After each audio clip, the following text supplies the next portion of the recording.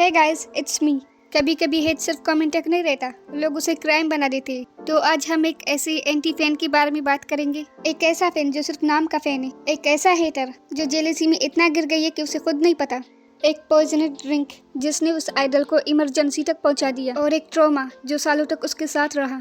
आज मैं आप लोगों के साथ पूरी स्टोरी शेयर करूंगी। अटैक कैसे हुआ, यूनहो की मेडिकल कंडीशन भी, और एंटी फैन ने क्या किया और उसे क्या पनिशमेंट मिली, और यूनहो इस ट्रॉमा से कैसे बाहर आया, और ये भी कि अब आइडल्स घर तक आने वाले गिफ्ट्स को क्यों एक्सेप्ट नहीं करते। 2006 में के-पॉप हिस्ट्री का एक ऐसा मूवमेंट हुआ जिसने फैंस को हैरान करके रख दिया। टीवी XQ के लीडर जंग यूनहो, जिसने अपनी हार्ड वर्किंग और रिस्पेक्टफुल पर्सनालिटी की वजह से पूरे कोरिया का दिल जीत लिया था। यूनहो के-पॉप इंडस्ट्री का सबसे डिसिप्लिन्ड आइडल्स में से एक माना जाता है। रिस्पेक्टफुल, हार्ड वर्किंग, लीडरशिप के लिए फेमस, टीवी XQ 2006 में अपने करियर के पीक पे था। उनका तीसरा एल्बम ओ जंग बेन हब रिलीज ही हुआ था और वो हर जगह छाए हुए थे। लेकिन जैसा कि हम जानते हैं, पॉपुलैरिटी के साथ हेटर्स भी आते हैं, या यूँ कहूँ सेसंग फैंस। 14 अक्टूबर 2006 टीवी XQ के वैरायटी शो का रिहर्सल था।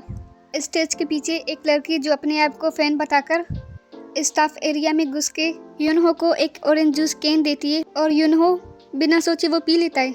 उसने कभी सोचा नहीं होगा कोई उसका इतना बुरा चाहेगा, और फिर कुछ मिनट में ही यूनहो बेहोश हो जाता है। उसका बॉडी अचानक से बहुत बुरी तरह रिएक्ट करने लगता है। उसका वॉमिट करना रुक ही नहीं रहा था। मैनेजर ने तुरंत उसे हॉस्पिटल पहुंचाया। बाद में डॉक्टर ने बताया अगर वो ग्लू उसके लंग्स तक पहुंच जाता तो उसकी जान भी जा सकता था। यूनहो की जान इसलिए बच गया क्योंकि मैनेजर को ऑरेंज जूस बोतल पर कुछ अजीब दिखा, और फिर उसने यूनहो को जबरदस्ती वॉमिट करवाया। यूनहो कुछ दिन हॉस्पिटल में रुके रहे। ग्रुप ने अपने परफॉर्मेंस कंटिन्यू किए, लेकिन यूनहो के बगैर। ग्रुप ने मेन सॉन्ग गाने के बजाय आई बी डेयर परफॉर्म किया। बाद में पता चला कि वो लड़की दरअसल एक एंटी टीवी XQ क्लब की मेंबर थी। वो 2 साल से उसे हेट करती थी। वाह, कुछ लोग जिंदगी में ये करते हैं। तो उसने पुलिस को बताया ये गंदा काम उसका था। सबसे हैरान करने वाली बात ये थी कि यूनहो ने रिक्वेस्ट की कि उस लड़की पे कोई केस ना चलाया जाए। यूनहो ने कहा वो मेरी बहन की एज की है, मैं नहीं चाहती उसकी जिंदगी खराब हो। लेकिन यूनहो का ट्रॉमा यही खत्म नहीं हुआ। 2019 MBC रेडियो स्टार एपिसोड में यूनहो ने फाइनली बताया कि उसे एंग्जाइटी हो गया था।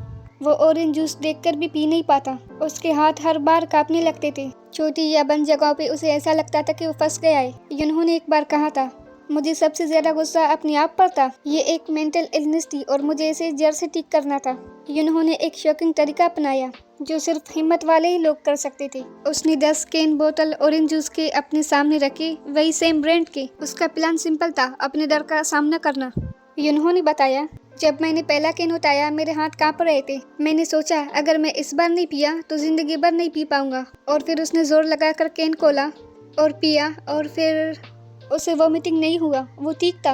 वो ट्रॉमा एक दिन में नहीं गया, पर धीरे धीरे इम्प्रूव होता गया। और आज यूनहो कहता है अब तो मैं पूरा कैन ऑरेंज जूस का एक ही बार में पी लेता हूँ। और शो में उसने मजाक मजाक में ये करके भी दिखाया। ये केस सालों बाद भी फैंस और आइडल्स के लिए एक वार्निंग की तरह है। इसलिए अब आइडल्स स्ट्रेंजर से फूड एक्सेप्ट नहीं करते, होम डिलीवरी गिफ्ट्स अलाउ नहीं करते, सिक्योरिटी डबल होती है।